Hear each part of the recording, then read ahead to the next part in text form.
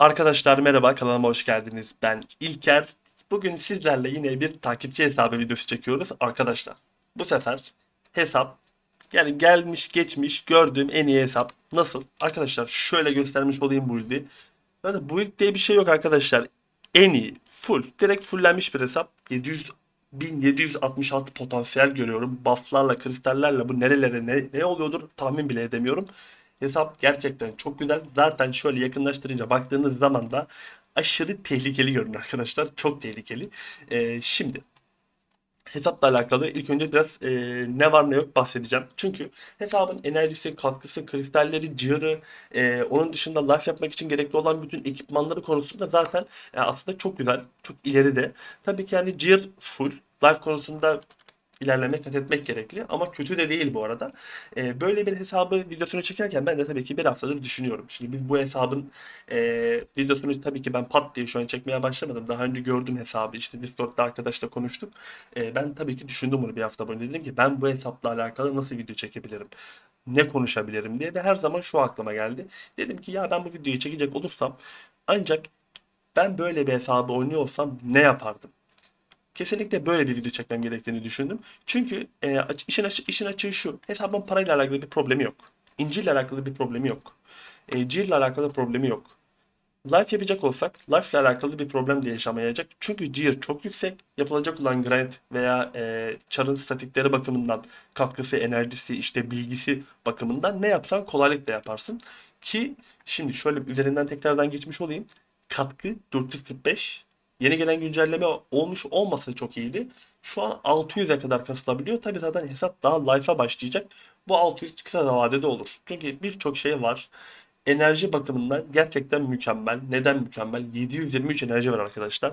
723 enerji böyle söylemesi kolay geliyor olabilir ama o enerjiyi kasmak için ne kadar uğraşıldığını hayal bile edemiyorum. Çünkü kendi hesabımda 250 enerji var ve kendi hesabımdaki 250 enerjiyi, yani ben uğraşmadım tabii ki. Hiçbir orada emek yok, bir şey yok. Görev yaparken falan gelen enerjiler.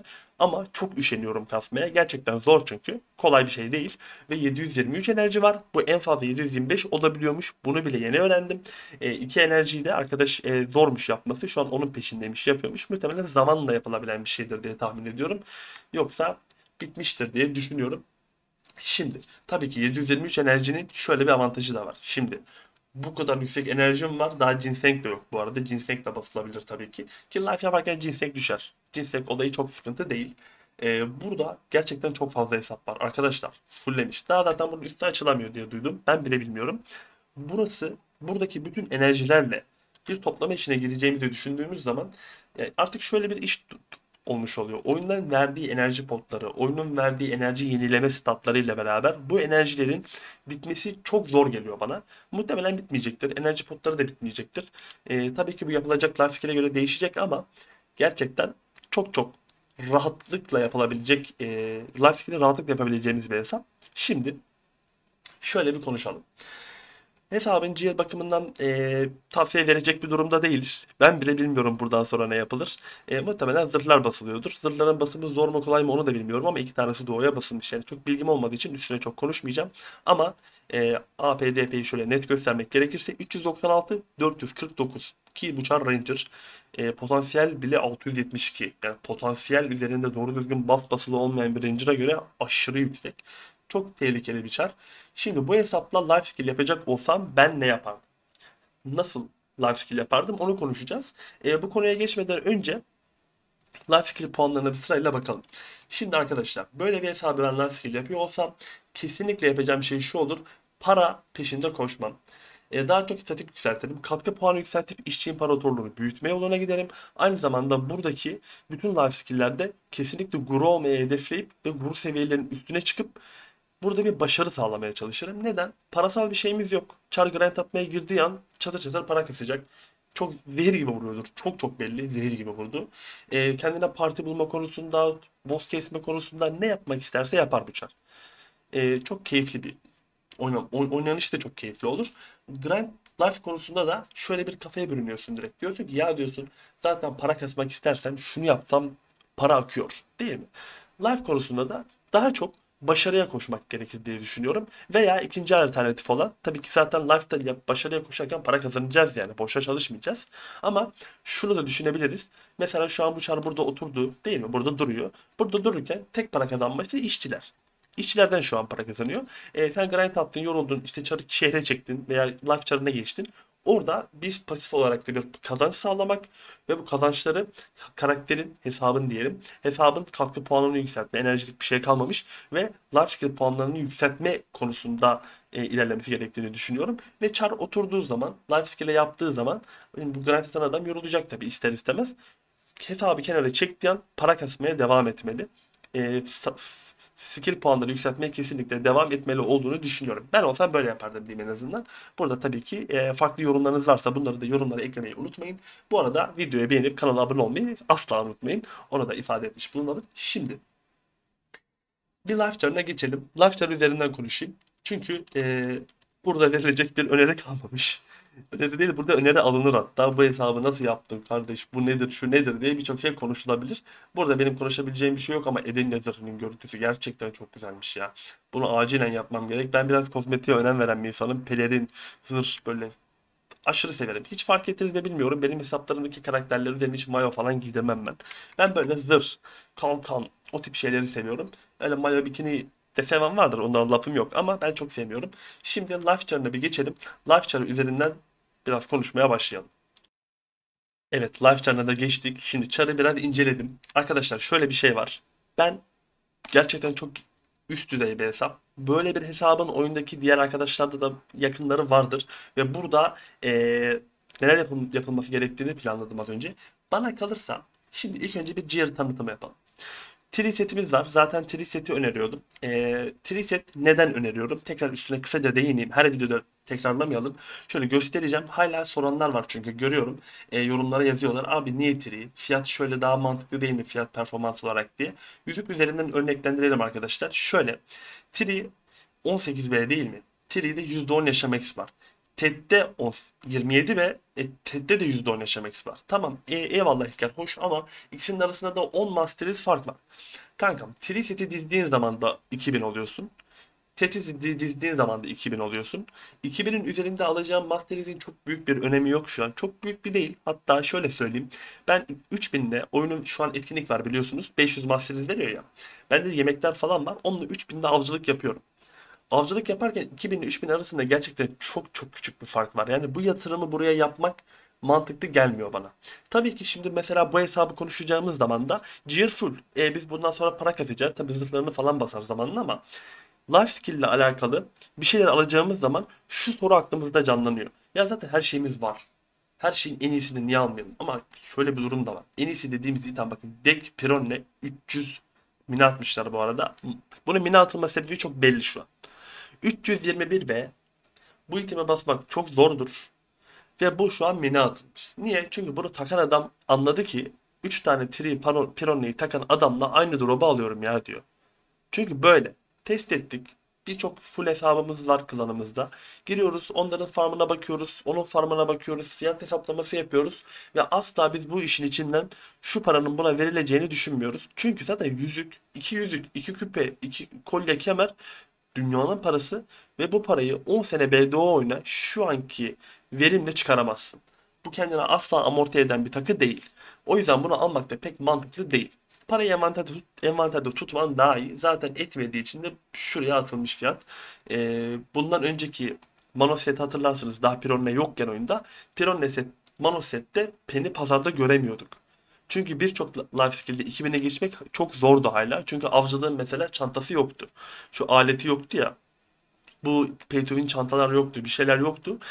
Florin Jövin çok daha kolay bulunuyor şu an. O zamanlar bunlar da pek bulunamıyordu. Bittiği zaman yerine koyamıyordun. Jövin özellikle sadece etkinlikle kazanılıyor.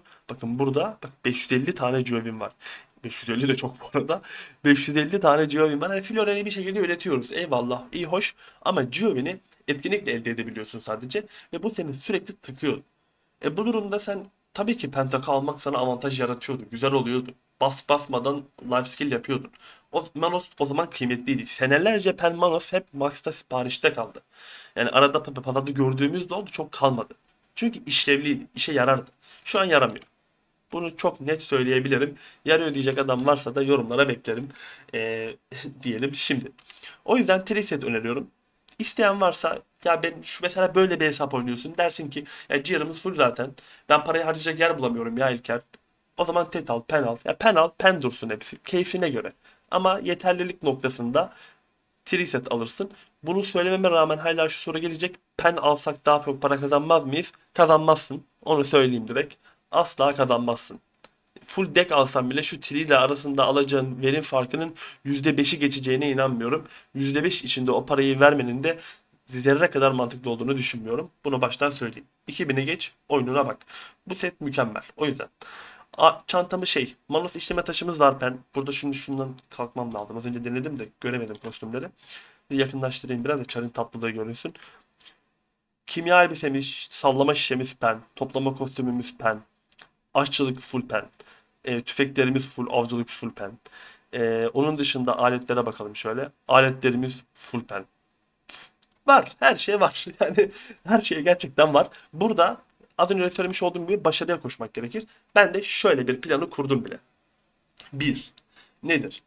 Ben kesinlikle bu hesapla oynuyorsam PvP yapıyorum, life yapıyorum değil mi? Muhtemelen benim canım zaman içerisinde sıkılır. Ne yapacağım? Gittim işte ne bileyim Nos Savaşı'na katıldım. Gittim grind attım bir şey yaptım. Canım sıkılmaya başlayacak. Alt tapta belki başka bir oyuna gideceğim. Veya lifescale'e yöneleceğim. Burada bence kesinlikle ticarete başlanmalı. Neden? Birincisi ticaret yaparken işleme yapmak zorundayız. İşleme zaten Gro 15. İşleme kostümlerimiz her şeyimiz var. Yeterlilik çok yüksek. Kostümleri de var ve nesil de var. Yani yapmaman için hiçbir sebep yok ortada. İşleme çok kolay Gro 50'ye kasılan bir life skill. Çok da kolay değil. Çok kolay deyince başka insanlar bunu yanlış anlayabiliyor. Birkaç haftada yapabileceğini düşünüyor da yine 6-7 ayını bulur. Ama kolay. 6-7 ay Gro 50 seviyesine ulaşmak BDO gibi bir oyunda kolay arkadaşlar. Onu baştan söyleyelim. Toplamada Gro 50'ye ulaşmak falan seneler sürüyor. Yani senelerdir oynayıp Gro 50 olan adamlar yok gerçekten. O yüzden ben olsam işleme noktasında bu çarla bol bol işleme yaparım. İşlemeyi niye yaparım? Ticaret yapmak için. Çünkü arkadaşlar şöyle bir olay var. Sen gidip bu çarla grind attın. Sen kara tapınak kestin. Keserken, grind atarken bile işçiler bize sürekli olarak ticaret sandığı üretecekler. Biz bunları sabah ışığı diyarına satacağız. Hem bunlardan güzel para kazanacağız. Ki ben şu an bir ticaret rehberi çekmeye hazırlanıyorum. Çok güzel olsun diye kendi sandıklarımı biriktiriyorum. Oradan satılan parayı göstereceğim size. Ne kadar para kazandım, nasıl işleme yapıyorum. Her detayı anlatacağım. Kesinlikle işleme ve ticaret yapılmalı diye düşünüyorum. Hem ticaret seviyesini manuel kasmış olacak. Nasıl manuel? İşçiler sandığı üretecek. Gidecek NPC'ye verecek. Zaten sandığı taşımak diye bir şey de yok artık. Eskiden sandıkları burada atlarla şeylerle kalyonlarla taşıyorduk. Çok da zor oluyordu. Şurada gördüğünüz gibi bir bölge seçiyorsun. 5 tane ticaret vagonu var. Bunlarla Valencia'ya sabah işletlerini sürekli taşıyabiliyorsun. Seni yormuyor. İşleme yapman gerekli sadece. İşleme yapma noktasında da alt tapta oyun oynarken, film izlerken işleme yapabileceğin için de bence pasif olarak kasılabilecek en mantıklı set işleme ticaret. İşleme ticaretin yanı sıra burada bu hesabın toplama yapmaması gibi bir olayın bence olmaması gerek. Bu hesabın kesinlikle toplama yapması gerek. Avcılık çok önermeyeceğim. Neden? Çünkü avcılıkta önereceğim noktalar var da toplama yapılması daha büyük mantıklı bu hesapta. Çünkü enerji çok yüksek. Bu kadar enerji ve bu kadar sadece enerji değil bu arada. Karakterler de çok yüksek ya. Az önce girmeden baktım. Kafamda planlarını kuruyorum. 87 kahya var. Yani bu ne anlama geliyor? Alt hesaplarda eğer bunlarda çok az ağırlık limiti olsa bile mesela bunların hepsinde muhtemelen 4-5K ağırlık yoktur. Tabii ki aralarında birkaç tane daha fazlası vardır, eksiği vardır bilemeyeceğim ama gerek de yok zaten. Çok yüksek kahyamız olduğu için ben olsam burada kullanmadığım bütün karakterlerin hepsini seyahat cennetine dikerim. Buraya doldururum. Bütün karakterleri hem temiz iş olur. Neden? Bütün karakterleri seyahat cennetine topladın. Hepsiyle kabataş topluyorsun. Kahya burası toplamasını yapan arkadaşlar vardır. Biliyorlardır ki kabataş toplarken çok fazla ağırlık limiti lazım oluyor. Ama 80 tane kahyan varsa lazım olmuyor. Ki sadece depolama değil merkez pazar da çok yüksek olduğu için merkez pazara madenleri falan çok yüklü atabiliyorsun. Hiçbir karakterle burada toplama yaparken bu kahya miktarlarıyla sorun yaşamazsın. Çatır çatır atarsın. Bu seyahat cennetindeki yapılan toplamadan da bize 2 adet farklı fayda sağlayacağız. Bunlar nedir? Ne dedim? Az önce işleme yapacak dedim. Ticaret yapacak dedim. Ticaret için gerekli olan ham madde tabii keresteler falan var. Onları yine notlardan ve pazardan çekecek ama buradan sürekli çinko elde edecek, bakır elde edecek ve demir elde edecek. Boş vakitleri bunları işleyerek sandığa dönüştürecek. Aynı zamanda buradan kabataş elde edecek. Bu kadar yüklü bir hesapla, bu kadar yüklü bir enerjiyle buradan çok ciddi rakamlarda kabataş elde edeceği için de o kabataşlardan çok sağlam metal çözücü yapılır. Metal çözücüyü de ne yapacak? İşleme yaparken mesela biz demiri eritiyoruz. Erimiş demiri kömürle işleyip çelik elde ediyoruz ama biz demiri eritirken ortaya bir demir külçe çıkıyor. Değil mi? Demir külçe boşa çıkıyor. Onu ne yapacaksın? Pazara mı satacaksın o şekilde? Gerek yok. Zaten para da etmiyor çok. Ama sen burada oturup kabataş toplarsan, ki işçi sistemi de çok güzel Çar'ın bu arada. Onu da az sonra göstereceğim. İşçilerden gelen, toplamalardan yaptığın gelen izlerle beraber çok rahat metal çözücü yaparsın. Metal çözücü yaparak kimyaya kasmış olursun. Kimya levelin artar. Aynı zamanda metal çözücüden katkı puanı işini de çözmüş olursun. Katkı puanı da artmaya başlar. Birçok ihtiyacını halletmiş olursun. Metal çözücüleri, şu an metal çözücülerin fiyatına bakalım hadi. Hadi metal çözücülerin fiyatına bakalım. Niye bu kadar iddialı konuşuyorum? Yine bayağı üretilmiş bu arada. Şu fiyatlar 600K'larda arkadaşlar. Bunun fiyatı bir ara 900K'ya falan çıkmış. Ki bunu zaten pazara satmak gibi bir niyetimiz yok. Neden? Saf platinuma bakalım hemen. Saf platinum kristali. Yine çok fazla var pazarda bu arada. Bunlara ne olmuş? Bayağı fazla olmuş. Çünkü çok üretim yapılmış ama arkadaşlar tanesi 2,5M, 10 tanesi 25M, 100 tanesi 250M, 1000 tanesi 2,5B. Gerçekten life yapan bir adamın bu saf platinum kristallerini üretmesinin ne kadar kolay olduğunu çok iyi bilirsiniz. Neden? Kabataş toplaması yaparken sen platinum da elde ediyorsun. Kabataş da elde ediyorsun. Kabataşta metal çözücü yapıyorsun. Çinkodan pirinç külçe sandığı yapıyorsun. Demir elde ediyorsun. Demirden çelik külçe sandığı yapıyorsun. Sen bu kadar malzemeyi buradan toplayarak elde ettin. Bunun yanında sen kapras, keskin, kara kristal gibi birçok malzeme elde ediyorsun. Bunları da satıp paraya dönüştürüyorsun ki buraya 30 tane çarı yığıp şu kum tanesi pazarına, bu depoyu biraz açarız şuraya kadar. Buraya bütün madenleri biriktirip sabah akşam burada işleme yapıp bu işlemeden elde ettiğim malzemeleri ticarete dönüştürüp, bakın fark ettiyseniz para bir yerden bir yere kayıyor sürekli. Sürekli bir sistem kuruyoruz burada ve akış var. Toplama yaptın, işleme yaptın, işlemeden gelen sandığı ticaret sandığına dönüştürdün, ticaret sandığını sattın, para kazandın. Okey. Peki, burada toplama yaptın, toplama yaptın, kabataşlarla metal çözücü yaptın, metal çözücülerini işleme yaparken elde ettiğin çinko külçe, demir külçe, bakır külçe, bunlarla saf plütonyum kristaline dönüştürdün, pazara sattın, yine para geldi. Üstüne kimya yaptığın için kimyadan gelen katalizörlerle katkı puanı işini yükseltmeye gidiyorsun. Böyle güzel bir hesabın katkı puanını tabii ki zaman içerisinde yükselmesi gerekir. Bu kötü bir katkı değil bu arada, yanlış anlaşılmasın, ama hesap çok doruklarda. Yani şöyle söyleyeyim, bu hesap çok doruklarda olduğu için bunu konuşuyoruz. Oturup da burada bana mesela işte Floramos takan benim kendi hesabım gibi bir hesap gelse, 445 katkısı olsa, derdim ki he yeter, fazla bile. Ama burada zaten bu işi yapmaktan başka bir iş kalmamış ki.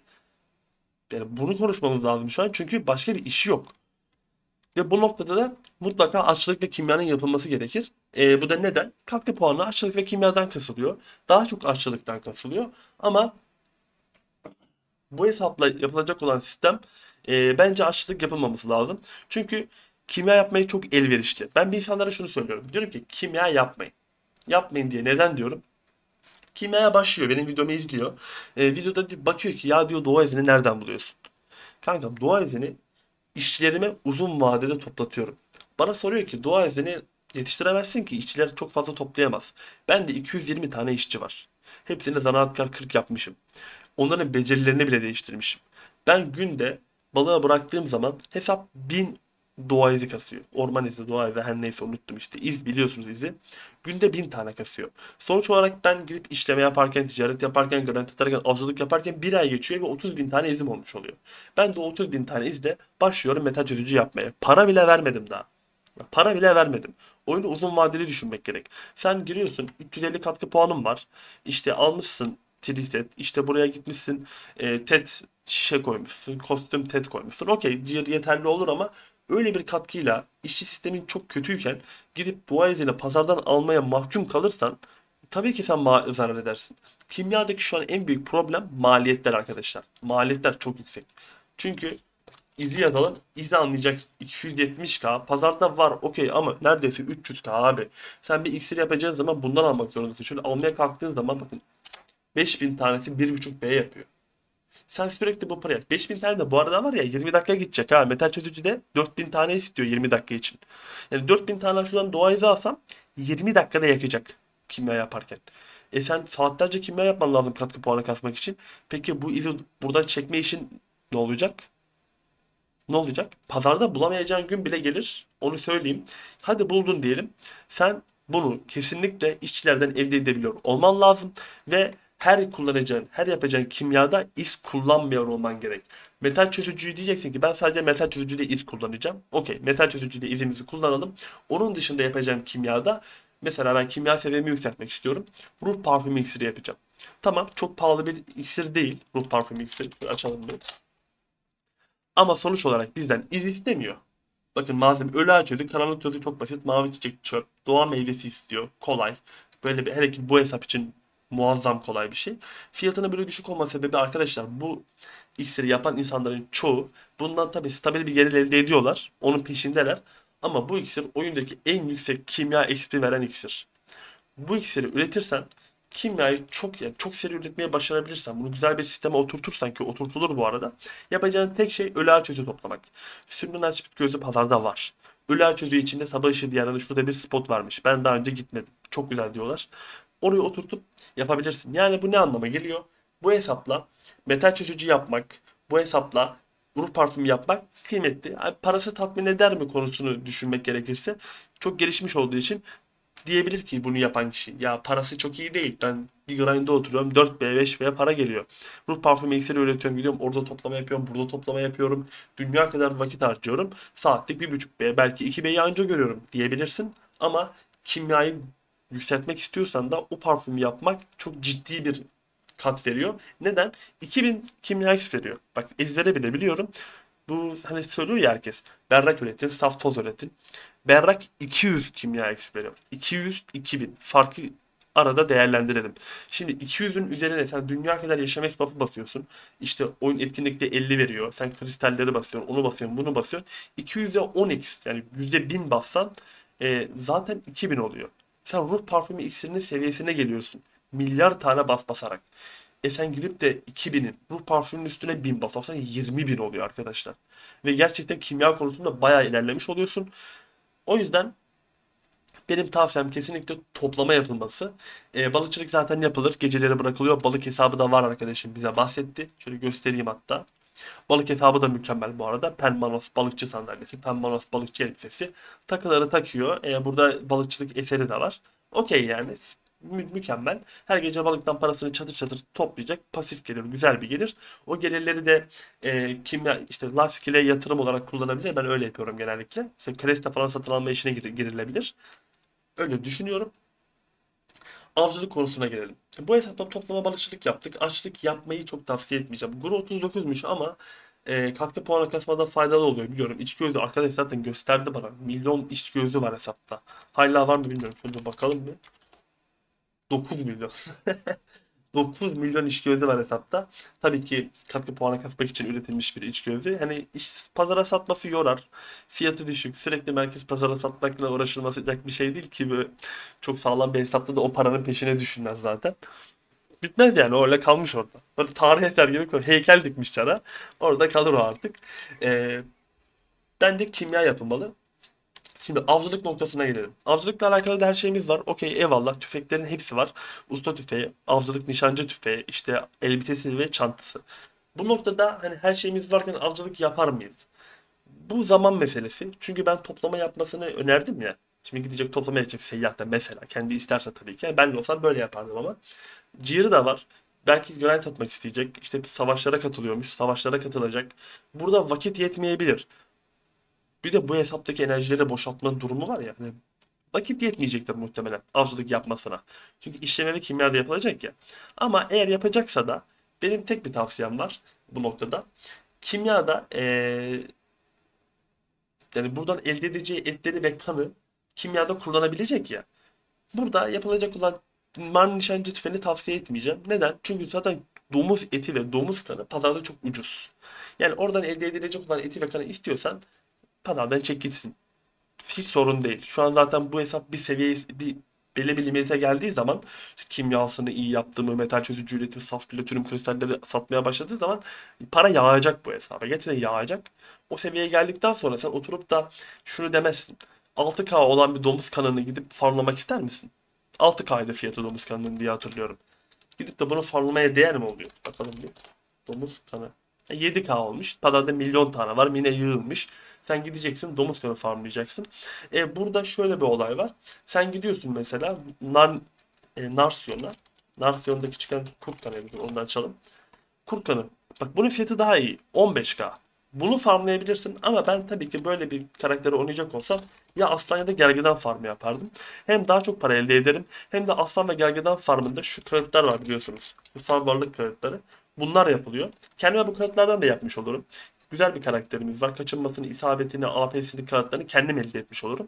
Narsiyon avcılığıyla. Ben Narsiyon avcılığı öneririm. Ara sıra girip aslan farmı veya gergedan farmı yapabilir. Ben gergedan farmı yapmasıyla başlardım ben olsam. Şu an bile kendi hesabımda gergedana gideceğim çünkü. Şunu fark ettim.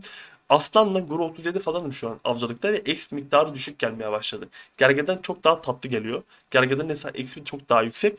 Para konusunda ne yaşarım bilmiyorum. Zaten videosunu da çekeceğim. Orada beraber bakmış olacağız. Ben arada bir gidip Gergedan'da farmlanabilir. Bir tane striker yapalım. Ki vardır burada striker'ı. Narsiyon Gergedan'ı da bırakıp canı sıkıldığı zaman Discord'da arkadaşlarla muhabbet ederken tak tıkladın şeye striker'a girdin. 2 dakika bir saat 2 saat Gergedan farmladın. 2 AP kağıdı yaptın. Biraz et kan birikti. Okey koy depoya geç şeklinde oynardım. Ama işim, ana mesleğim, Lifeskill'deki ana para kazancımı kesinlikle Kabataş'ta yapardım. Kabataş'ın bir avantajı daha var. Biz ne diyoruz? Her zaman şunu söylüyoruz. Life seviyesi kasacaksan toplama gideceksin Behir'de toplama yapacaksın. Tamam bak. Behir gerçekten oyundaki ikinci en iyi toplama XP veriyor. Birincisi değil bu arada. Birincisi tohum spotları. Oyundaki ork kampı bölgesi Altınova taraflarında tohum spotları var.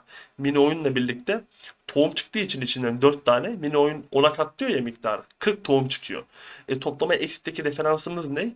Ne kadar fazla çeşit ürün toplarsan o kadar fazla toplama XP elde ediyorsun. Ve o tohumlar da buna kahil olduğu için bu tohum spotlarında çok ciddi toplama kasılıyor. Ama tavsiye etmem hamallık. Niye? 40 tane tohumu topladın. Envanterin yarısını kaplıyor. Sen bir daha 40 tohum topluyorsun. Envanter doluyor. Sürekli hamal gibi tohum satman gerekiyor. Şuradaki silmen gerekiyor. Yani eziyet. Açıkçası benim gözümde eziyet. Oyundaki en iyi toplama spotu Exp için Behir. Behir'de toplama yapar mı bu çar? Yapılabilir. Ama Kabataş'ı adımsamayın arkadaşlar. Kabataş Behir'den daha karlı bir spot. Hem size birçok farklı iş yaptırıyor. Ticaretini yaptırıyor. Çünkü Behir'de elde ettiğin otlar para etmiyor. Bir işe de yaramıyorlar. Burada elde edeceğin madenler sana ticaret yaptıracak. Aynı zamanda Kabataş kimya yaptıracak. Aynı zamanda buradan oyundaki en iyi üçüncü toplama XP elde etmiş olacaksın. İkincisi Behir, birincisi tohum spotu çünkü. Ee, O yüzden kesinlikle ben kabataş toplardım. Ki şu anki hesabımda bile kabataş toplamaya gitmek istiyorum. Ama kahyam yetmiyor.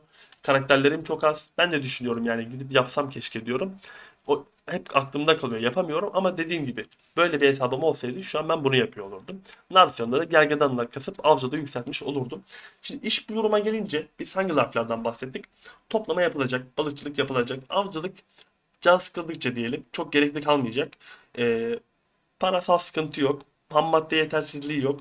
Kendine AP, HP kağıdı yapabilir. Canı sıkıldıkça inceden et kan kasılabilir. Onu geçiyorum. Aşçılık bence yapılmasın. Gereksiz şu an bu hesap için. Kimya için çok büyük potansiyeli var çünkü. Hepinize kimya yapmayın diyorum. Bu hesabın sahibine yapın derim. Çünkü yapacak olursa hakkını verir yani. Hakkını vereceği için de tatmin olacak. Tatmin olacağı için de oyunu daha iyi oynayacak. Öyle bir durum var. İşleme ticaretten dolayı yapılır. Eğitimle alakalı açık konuşayım. Çok bir bilgim yok. Ben atçılıkla hiç uğraşmadım. Balıkçılık yapılırken eğitimin yapılmayacağını düşünüyorum ama. Çünkü gece balığa mı bırakacaksın, ata mı bırakacaksın? Balıkçılık seviyesi çok yüksek. Eğitimle de pek işim olmazdı işin için. Ticaret zaten sandık ticareti yapması gerektiğini söylemiştim. Bunun rehberi de çekilecek yakında. Çiftçilik yapılması gerek. Takasa hiç bulaşmasın. Ki acemi bir zaten. Hiç gerek yok. Şuradan kazanacağı para onun oyundan soğutur. Ona vereceği emen onu kesinlikle oyundan soğutur diye düşünüyorum. Ben gemi denizcilik işini tamamen siliyorum burayı. Çiftçilik. Biraz çiftçilikten bahsedeceğim. Kısaca çiftçilik rehberi de geliyor çünkü. Oradan da size detaylarını anlatacağım. 8 çift pay to win'lendi. 2 çift görevini yapıyormuş zaten şu an. O görevler biraz zor yapılabiliyor çünkü tohum toplamanı istiyor. Onları ekmeni istiyor. Soğan tohumu istiyor. Soğan tohumunu NPC'den alıyorsun, ekiyorsun, kabul etmiyor. Tohumu toplamanı da istiyor. Bak burada zaten görev duruyor. Soğanları hasat et diyor. Çıplak elle toplayarak soğan tohumu elde et diyor. İşte bu görevde kalmış. Bu zorlu biraz. Bu görevi hiç bilmeyen arkadaşlar için de söylemiş bulunmadım. Üzerinde yazıyor zaten. Bu takılı bir şey var ya burada, çapa. Çapayla toplamayın. F5'e basın, çıplak elle geçin. Öyle tohum çıkıyor. O zaman bu görevi bitirebiliyorsunuz. Çiftçilik yapılacak. Şimdi kimya yaparken çiftçilikte burada zaten mantar tohumları ekme işimiz oluyor ki çünkü biz kimya seviyesini yükselteceğiz. Ama ben onları stok için biriktirmesini tavsiye ederim. Kısa zamanda işte amanita, kambur, işte kadim mantarları var ya, blöf mantarları. Bunlarla biz kimya yapıyoruz. Bu 4 mantar olduğu zaman kimyamız tamam. Tabii bir de tespit iksiri için makarna mantarı var da o çiftçilikle elde edilmiyor. Bunlar tamam. Bunları ekip şimdiden stoklamasını başlamasını tavsiye ederim.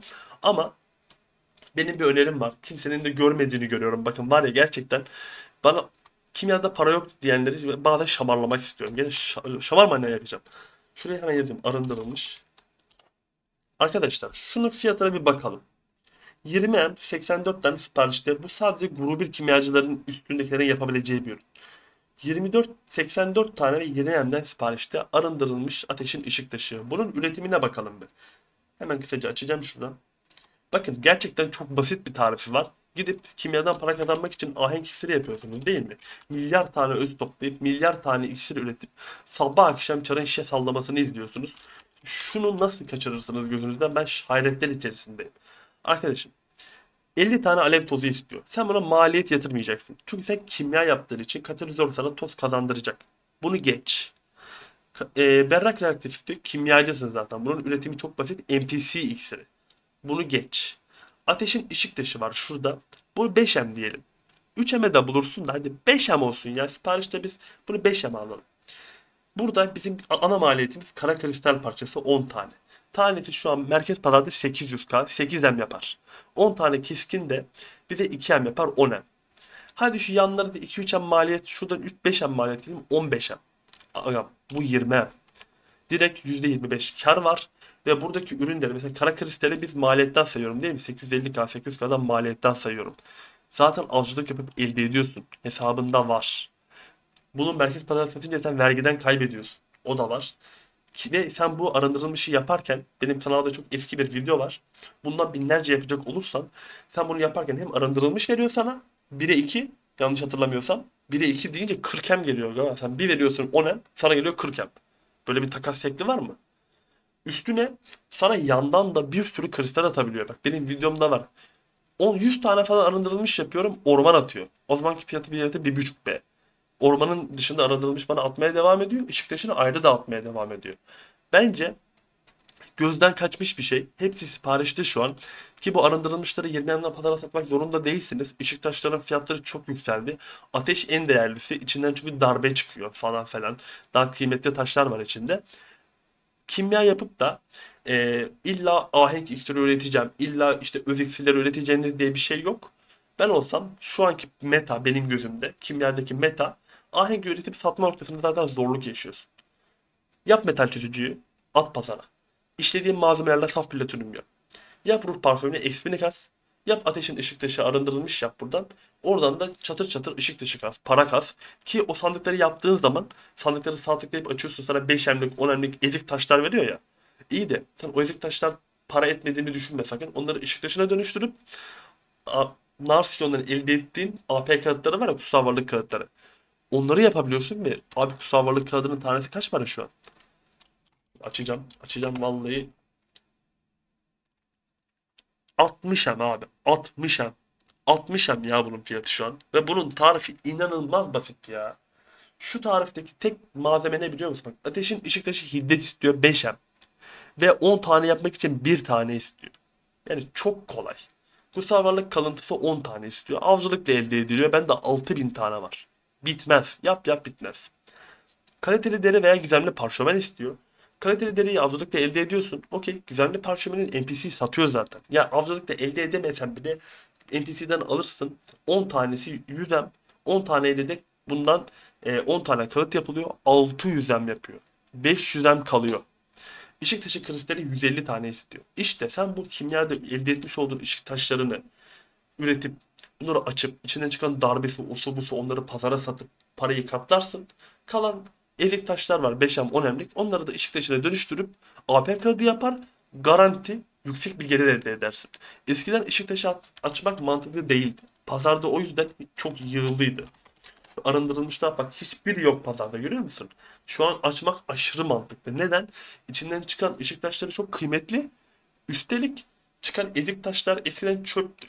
Birikiyordu merkez pazarda. Artık onlarla AP kağıdı yapıyorsun ve bu AP kağıdı şu oyunda şu an asla satışı durmayacak ve ilerleyen dönemlerde bir sene içerisinde kesinlikle Max'tan siparişte olacak bir şey. Çünkü bu ışık taşları bitecek ve o gün geldiği zaman oyundaki herkes daha yeni ayıkacak. Diyecek ki ya arındırılmış üreteyim bu kadar pahalıyken niye üretmiyorum diyecek. Ben bunu yapmaya çalışıyorum zaten de kimya grubu kasmaya çalışıyorum.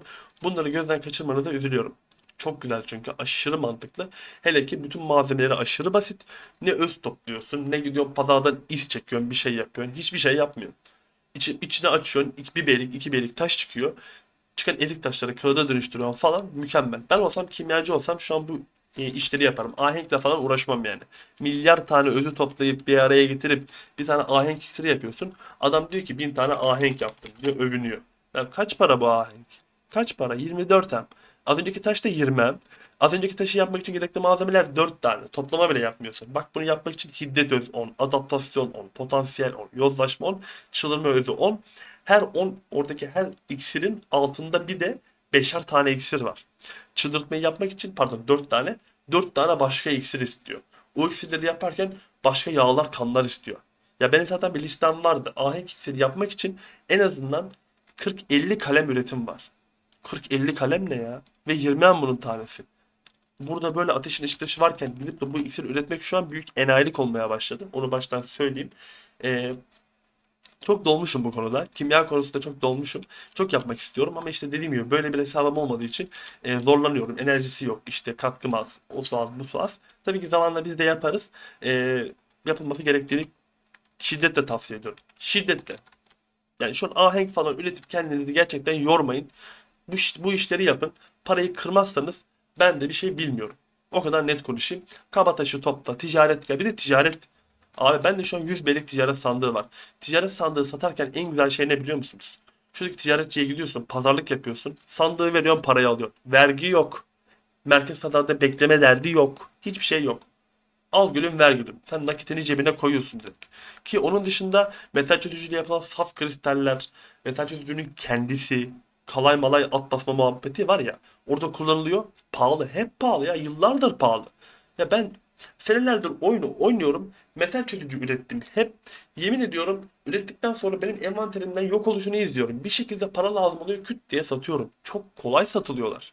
Hemen gidiyorlar ve aşırı nakit, hızlı bir para. Bu düzenle para yağmur gibi yağar bu çara. Ona baştan söyleyeyim. Bu düzene ulaşmak istiyorsanız da işte ne bileyim İlker anlattığı çok güzel kimya yapacağız, onu yapacağız, bunu yapacağız.